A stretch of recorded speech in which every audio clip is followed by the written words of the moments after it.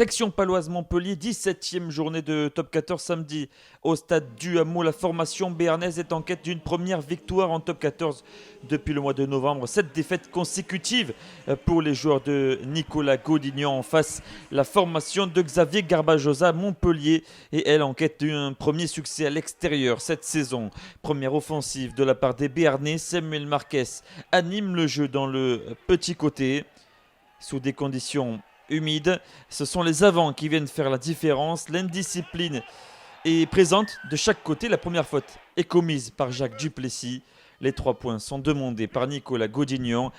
Antoine Astoy marque les 3 premiers points de la rencontre. 3-0 en faveur de la section paloise après un peu plus de 5 minutes de jeu. Duel de buteurs dans ce premier acte. 6-3 en faveur de Pau. C'est André Pollard qui a débloqué le compteur des siens il y a quelques minutes. On joue alors les derniers instants avant la pause et on retrouve le Sud-Africain à l'initiative ici.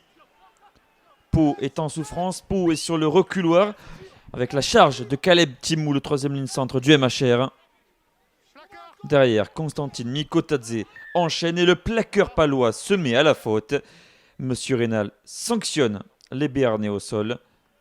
André Pollard, à près de 40 mètres, égalise.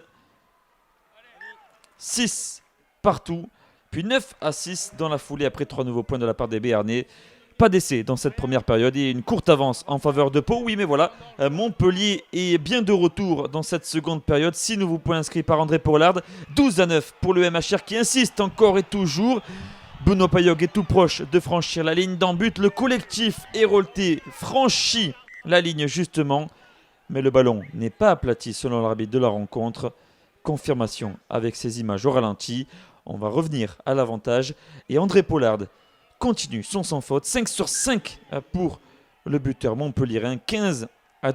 Le score en faveur de Montpellier qui se dirige peut-être vers un premier succès à l'extérieur cette saison. Oui, mais voilà, Pau a de la ressource dans cette fin de match. Pau négocie parfaitement le money time et Pau va trouver la faille enfin dans cette partie. Le ballon qui traîne est-il jouable? C'est une mêlée à 5, estime Monsieur Rénal. C'est un arrachage montpelliérain. Et derrière, le MHR concède donc une mêlée à 5 mètres, une mêlée qui va avoir toute son importance dans cette partie alors que l'on revoit ces images de ce cafouillage. Quelques secondes plus tard, on retrouve les Béarnais derrière la mêlée, arc-boutée à quelques centimètres de la ligne d'en but.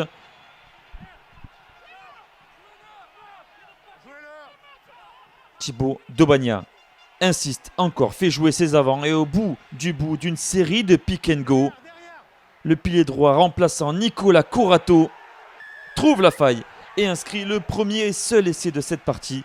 Victoire paloise 19-15 après la transformation de Colin Slade de retour à la compétition. Le premier succès depuis des mois et depuis octobre à domicile pour les coéquipiers de Sam Marquez. Une précieuse victoire pour Pau dans la lutte pour le maintien.